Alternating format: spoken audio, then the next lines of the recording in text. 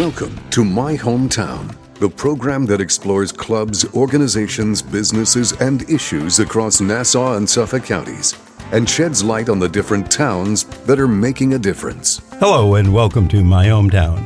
I'm Bill Horan, along with my co-host, Nassau Community College student Mike DeMarco.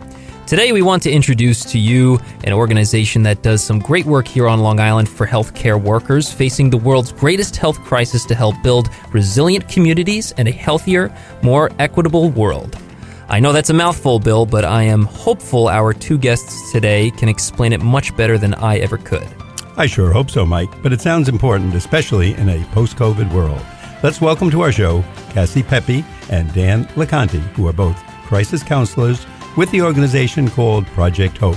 Cassie and Dan, welcome to My Hometown on the voice of Nassau Community College, 90.3 WHPC. Thank you so much. How you doing? Good to have you here today.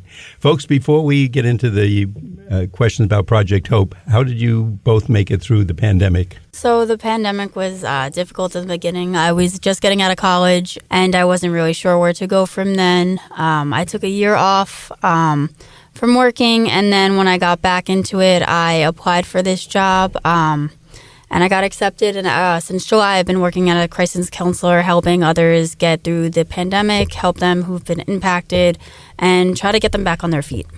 And how about you?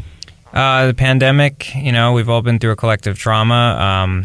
My experience was I was working at an organization that, kind of handled it poorly, and it really took a toll on my mental health. I'd gotten to work remotely for a little while at the height of it, but then over the months, returning back to the work life and everything, I just decided that I wanted to take a change of course, and help people because I saw how much it had affected a lot of people. And so I'm here now and just trying to, be an ear for the people who are still struggling. Well, in a positive view, and that's the way we always look at things, this may be a change for the better for both of you, and maybe the COVID, unfortunately, that we needed that, but it may have kind of pushed you into this area and helping a lot of other people. Absolutely, yes. So what is New York Project Hope, and how did it all start? So New York Project Hope is a FEMA-funded crisis counseling program. What we offer is emotional support, resource linkage, and public education. New York Project Hope itself is an organization that gets formed as a team in the community when there is a crisis or a need for extra support. So in 9/11, they formed a team called Project Liberty in New York City. For Hurricane Sandy throughout New York, they had another Project Hope. And then so for the pandemic, COVID-19, they formed a team throughout New York State. There's about 4 in Nassau County right now, but it goes all the way far up as Buffalo. And they form these teams just to support the community, help individuals get back on their feet with the crisis, and help them recover and understand their situation. The word hope, it always conveys so much information, and we've had people on other shows talk about how important that word is, because if we don't have hope, we give up and we're just about ready to call it quits. Who are the people that you actually serve, both regionally and age-wise? So we serve anybody. The state itself has granted agencies, across the state. So I would imagine that the communities, have different demographics of who's calling and who's, looking for support. But we've really been, helping the people of Nassau County, mostly adults. We've been working in a lot of schools as well as the other agencies. I know they've partnered with local districts, but a lot of adults, who are struggling, with side effects, long haulers, as they call them, people who were sick and are still having symptoms and have had health, complications, and people who are just feeling lonely, anxious, depressed, people who have, had, financial losses sort of thing where they're unemployed and they're just trying to figure everything out. We can kind of just, support them through it. It's been a mix of cases for sure. See, I'm lucky. I have Mike here. I'm never lonely. I always have him right next to me. He's good company. He is. Well, what is a crisis counselor and what are your goals? So crisis counselors are trained professionals who can help someone in their initial crisis when someone is going through something that is so overwhelming that they just need someone to speak with, and we can kind of guide them through whatever issue that they're having. And like Cassie said, we have a lot of resource linkage, so that's actually a big part of what we do. Is we're kind of like the middleman. Locally, we're able to provide them with program services that they may not be aware is available to them. So it's basically like a therapist in a sense, or if you want to call it that, but really we are a support, that first hand that kind of helps them to whatever path of recovery that they're going. Someone they could talk to. Yes. And get further assistance from. Absolutely. Sort of like a gateway to help. Yeah. Mm-hmm. Now, as a county, how has Nassau County been impacted by the pandemic? Someone typically who might come in to see you, what would they be talking to you about? What would they say? What would their needs be? Mm-hmm. So we see in Nassau County, a lot of people are experiencing job loss, leading to financial loss. We attend a lot of food pantries, and we talk to people there that are struggling, that have lost their job, having trouble paying their mortgage. We also go to vaccine sites where individuals in the Hispanic community are being adversely impacted because... What would you say, misinformation? Is that it? Yes, misinformation. And I guess that happens with anything that goes on in the world, unfortunately. Yes, yeah. So you're, though, the in-between. You would direct somebody, if I came to see you about something, you yourself may not be an expert or a doctor, but you might say you go to this counselor over here, or direct us to another. Is that, am I getting the picture correctly? So within our team itself, we have, a variety of experiences behind us. We have licensed social workers, people who come from all different backgrounds. Cassie is very experienced, where she's been on some pretty intense hotlines, helping people previously. So in that initial moment, we can say, hey, I know someone who would be great with you that, they may feel more comfortable with, that sort of thing. But also, it's part of the conversation to kind of feel out, we assess. It's anonymous, voluntary, confidential, the whole program. But, we have to assess what someone's going through and what they might need. And then from there, we would say, hey, when you have a minute, give me a call, or I'm going to call you, and we're gonna get you set up with so-and-so, with a care coordination, with, DSS, with whatever program, the rental assistance program, for example. That's very popular. People really need help with that. That's so important, and it must be very rewarding. Some jobs, people get a lot of credit, the quarterback or the baseball player, but you're dealing one-on-one with people and really helping lives, perhaps saving lives, just by giving them the right information, like a nurse directing them to the right doctor in the hospital or the right treatment for their illness. So, correct. Thank you on behalf of all the people you help. Thank you. Yeah, appreciate now, that. in any of your experiences, do you have any examples of some success stories that stand out? Well, we have helped a variety of cases, as I've said. One that I could think of would be, we helped a young man who had moved around a lot in the past year, had a lot of, COVID-related issues, as well as, other previous past, mental health stuff. And we were able to, get him signed up on, medical insurance and, kind of be able to support him to make his own decisions to get, his own place and to kind of get his life back on track, because he was really struggling. There are countless other stories of, people just being afraid of, the vaccine and getting them to the next step of, are they ready to take it? Do they feel safe now to be able to leave their house? They're kind of going back to their normal life. A lot of people, believe it or not, a lot of people are still staying home and very scared still. See, he sees this on the front line, Cassie also, I guess. But we don't see it, of course. We're here in the station. We're going through our daily lives. But you're out there, and you know what people are going through, and maybe TV portrays it that everything's getting better and it's over, but there's still a lot of people suffering, and thank God you're out there. Now, we're here on a college campus, so can you tell us perhaps what experiences do college students have? When we say college students, in that range, maybe 18 to 24, 25. Yeah, college students and students in that range has had a lot of different experiences than other people. They've had a loss of ceremonies. A lot of them have missed graduations, missed their last football game, missed their last soccer game. They missed even just going into their first year of college. They missed seeing their friends. transitioning from being in person to remote may have had an impact on their grades, some for the better, some for the worse.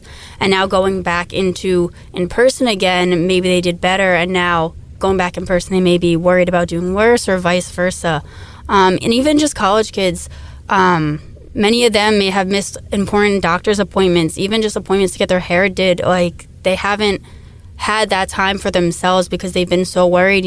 We see a lot of people worried about going out into the community and then coming back home to their family, their parents, their grandparents who may be high risk or at a greater vulnerability than most people, and they're worried about them going into the community too. So they are handling a lot of things, still trying to process everything they've been through, get a hold of their grades and everything that's going on in their lives. I have to admit, Mike, to tell you this story, I remember last June in my town, the graduating class, because they couldn't have, not this year, but in 2020, they couldn't have the typical graduation. Mm-hmm. So they had, I guess you'd call it a car parade through the town. Mm-hmm. And, of course, we all stood out in front of the houses. It was a beautiful day. It was June. Nice. And we're waving to them. But in the same time that I'm waving, I am shedding a tear. And I'm going to be honest about you who's coming now, because I felt so bad for them. This is their senior year. They're leaving their best friends. They're going into, in quote, the real world, whether that's college or the Army or a job or their first position or a transition position. And that this had to be their graduation, what they went through a senior year. I mean, it'll be certainly a lot of memories and a lot of stories, but that has to take a certain toll. And at least we tried to make it a little better, standing in the street, clapping and cheering them on, almost like a football rally. Yeah. So there's a lot going on, I guess most of us don't see, and thank God that you folks are out there. I think that's a prime example of resilience, really. The communities came together, and that's, what we've been doing is supporting communities and how they've been able to adapt, something like that, where they can still, support the youth and, have this sense of normality.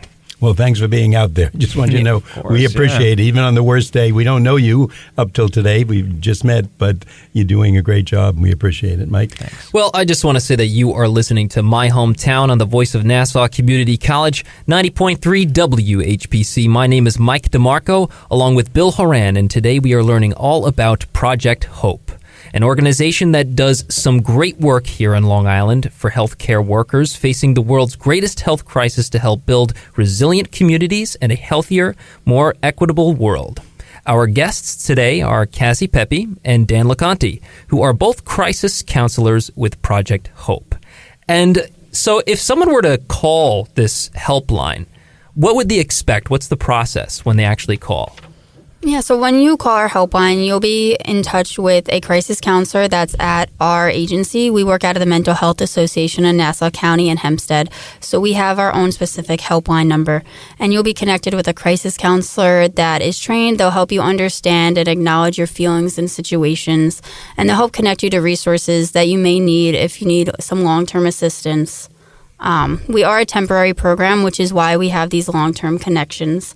Our program right now is set to go until March. Yes.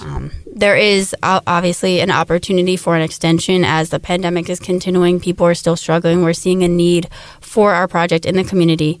But we try to help individuals understand their reactions, help them create and develop coping skills that they could use for long-term, and then connect them with any resources they may need.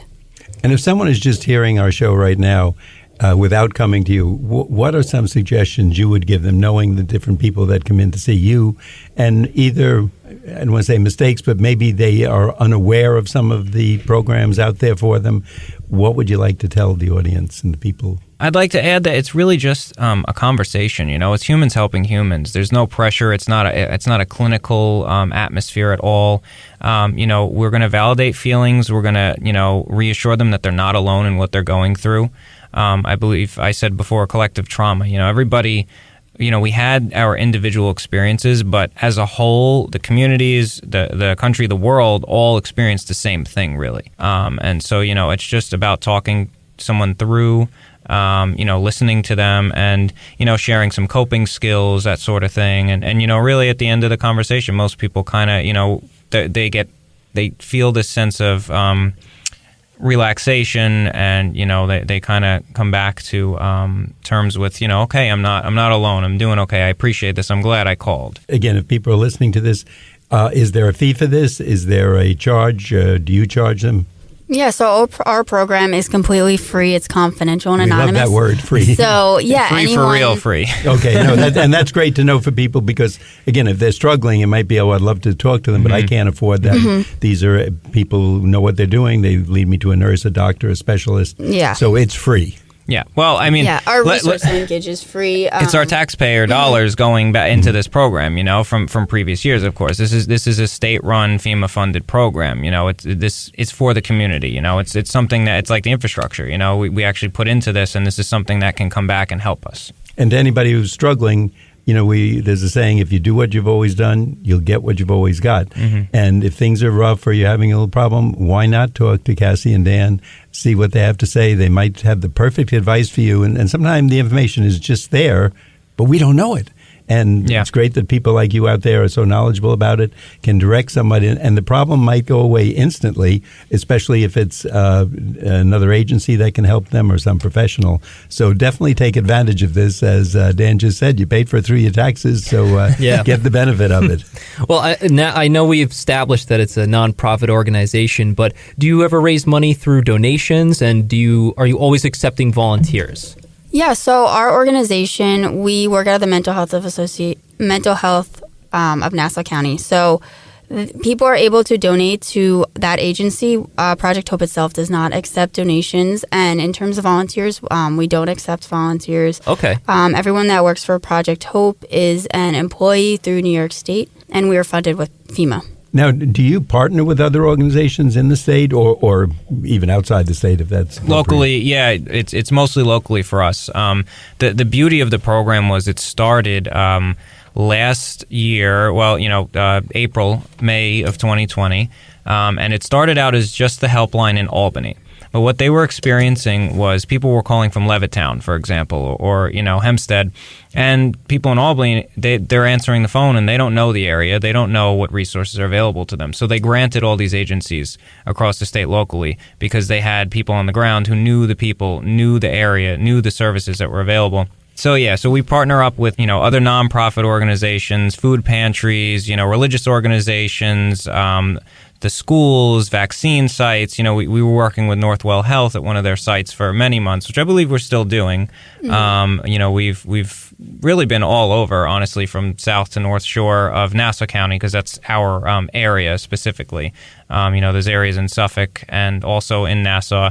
We work with each other, too. We're constantly calling other New York Project Hope teams. For example, up in Glen Cove, there's Charles Evans Center.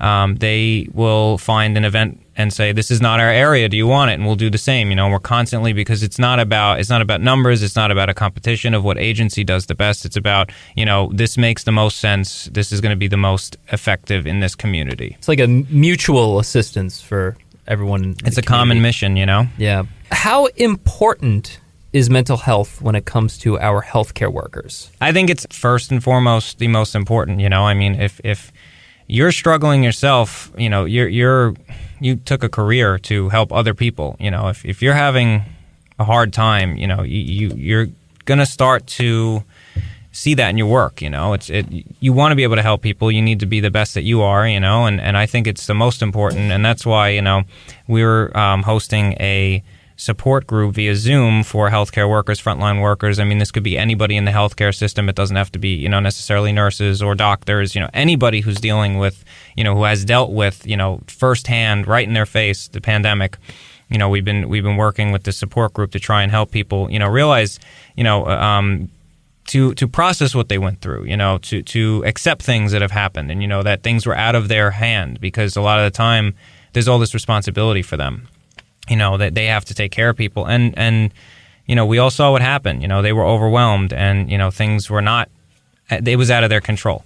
So the support group we've been doing, just trying to help people to get through their own recovery, because they are relied on. They want to be relied on. So they need to be supported as well. Naturally, and I'm sure it helps to have that assistance. But before we continue, I just want to add that you are listening to My Hometown on the voice of Nassau Community College, 90.3 WHPC. My name is Mike DeMarco, along with Bill Horan, and today we are learning all about Project Hope. an organization that does some great work here on Long Island for healthcare workers facing the world's greatest health crisis to help build resilient communities and a healthier, more equitable world. Our guests today are Cassie Peppe and Dan LaConti, who are both crisis coordinators with Project Hope. And these support groups for healthcare workers, how often do they meet? Is this sort of like a once-a-month type deal, or is this just every once in a while they meet? Yeah, so we developed our support group as a 12-week program. It meets twice a week, but it would be the same meeting. So we have a morning time and an afternoon time for the different shifts for healthcare workers. It's Wednesday night and Wednesday at 8 p.m. and Thursdays at noon every week until I believe it was March. Yeah, until the beginning of March. It started November 17th, so that Wednesday, and it's going to go for 12 weeks. You know, we have a detailed plan. You know, it's meant to have a stage per meeting, of course, in the recovery process, but you could jump in at any time. It doesn't matter. It's a collaborative thing. It's an open conversation. We just want people to feel, like they have a safe space to be heard and to really just process. Well, I got to say, it's an extremely helpful thing. I myself also work in the healthcare field. I work in a hospital, and at the start of the pandemic, everything was very scary, and things changed very, very fast. No one really knew what was going on. There was all sorts of different rules, and I think people, haven't fully recovered from how many changes actually took place. So I think it's fantastic that you got this going on. So, Cassie and Dan, Project Hope. If someone is listening and saying, "Oh my gosh, this is just what my neighbor needs, my sister or my brother-in-law," how do they get in touch with you, or how does the typical person? Do they call, email? Do they just walk in? Do they make an appointment like we would for a doctor or another professional? So a lot of the time, they're either seeing us out in the community because we're working events, tabling events, just doing basic outreach, or they will have our information because we are putting up flyers and speaking with people everywhere and emailing and just trying to make community networking. So basically, a lot of people will call the helpline. As Cassie said, we have our own specific helpline. There's the state's number, which is the general helpline, and then there's, every agency has their own localized helpline. They can call us, speak with a crisis counselor. They can make an appointment if they want to. They can do it via Zoom. They can come into the agency. They can just stay on the phone if they want. They can email us. They can text us. The helpline is also available for texting. And then, from there, we just have a conversation and see what they need and how we can, link them. Now, I'm smiling because I'm going to say with some humor, let's make it like late night TV. If they want to call you, the number is 516-500-4847. 516-500-4847. 4847. How about if you said about walking in or an email, if those are options, how would they get to you by email? And where is your actual physical address if they just want to walk in? So the physical address, right now we're not taking a walk-in, so it would be best to just call or email to schedule an appointment. Sounds but that's good. at 16 Main Street in Hempstead. Okay. And then our email addresses, I could give you an example of mine, would be dlaconte at MHANC for Mental Health Association, Nassau County, .org. That's a long email. Yes, yeah. So it's our first initial, last name. Every crisis counselor has their own individual email. So. My personal advice to our audience, call. Yes, yeah, I would call. 516. That's a long email to get down quickly, and that's all I'm going to ask because I think Cassie had it right in front of her. Would you give us that phone number again if someone wants to copy it down? Yes, our helpline number is 516-500-4847. And is it any time of day or 9 to 5? So it's 9 to 7, Monday to Friday, and on the weekends it's 9 to 5 p.m. Okay, easy enough to remember. And for anybody out there, just stop and think. We always tell our guests, someone is listening today and they're not thinking of it, and then within a few hours of the show, they're going to say, "Oh my gosh, I just heard a show, and what was that phone number?" So we'll ask before the end of the show once again for Cassie to give the phone number and just copy it down because someone's going to need this and you'll be doing them a big favor. And it might be just the advice they're looking for, etc. Cassie and Dan, what's your best day at work? What do you do that makes you go home and you say, "Wow, I really did a lot of good for people today"? Or you can just pick one incident that you went through. I guess recently. just having an event where we all go out into the community, and it's a good opportunity to connect with individuals. We have that opportunity to talk. With it getting cold now, we're trying to find alternatives to doing that, we've been going to Green Acres Mall, and that's a great opportunity to just connect with people who are just going in, walking around. And a lot of people will stop and talk to us just to see how they're doing, or they'll be interested in, our sign and be like, what is Project Hope? And it's just even getting to talk to the community, I see their experiences, hear what they've been through has been great. Everybody wants to make a difference, and you guys certainly are. Do you ever feel that way when you get home at night and, almost like the commercial where someone makes a fist and goes, yes, I did it. do you, you really can change lives in what you're doing. You're not, some people have important jobs, but they don't change people's lives too much. They work on a computer all day, etc. But you can really do it. Does that ever hit you and you just kind of beam and kind of look up to the heavens? Yeah, a lot of the times when we follow up with clients, they'll tell us about what they've been through and then how our help has, really furthered them. I got a call from a client yesterday, actually, who has gotten the child care that they needed. They got a job so that they will be able to make an income. She's saving up for a car, and, she's really getting her life back together, and she's really excited about it. I think that's so great and so amazing, because our audience can't see you, but you're young people, and to make such a difference in the world already, and that's what everybody wants when they go to school. Yeah. You want to make a difference. You want to do something that has meaning.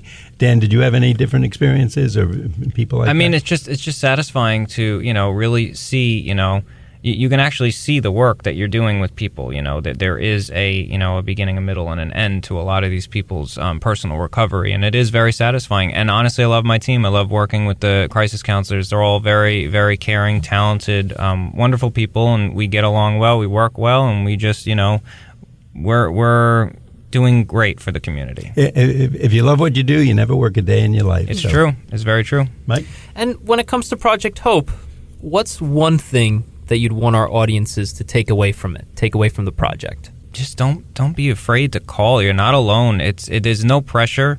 If it were me, I would do it. I've always been open with that sort of thing and asking for help and just talking about mental health. I think it's very important. There's a stigma in the world still that, it's starting to, lessen a bit. But really, just give us a call and talk to someone. You find that there's a lot more common ground than you might think, and you're not going to be judged.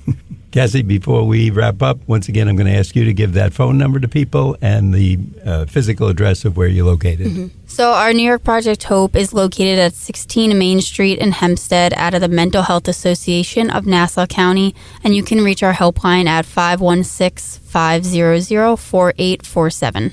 I'm going to repeat that, 516-500-4847. Correct. See, you've already made an impression on me, so you're doing your job. You're doing I think great. we're going to be hearing from Bill later tonight. Yeah, I might be the one calling in. Bill needs help. Bill needs help. That's right, Bill's helpline.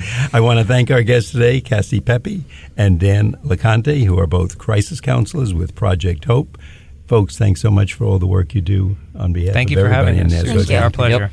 We appreciate them taking their time today and being with us here and also educating us about Project Hope. So once again, thanks for being with us today. Thank you. I'm Bill Horan. I'm here with Mike DeMarco. We thank you for listening to this week's special edition of My Hometown. We like to get your feedback on My Hometown. Send your comments to WHPC at ncc.edu. Nassau Community College, where success starts and continues. Till next time, this is Bill St. James. And remember, there's no town like your hometown.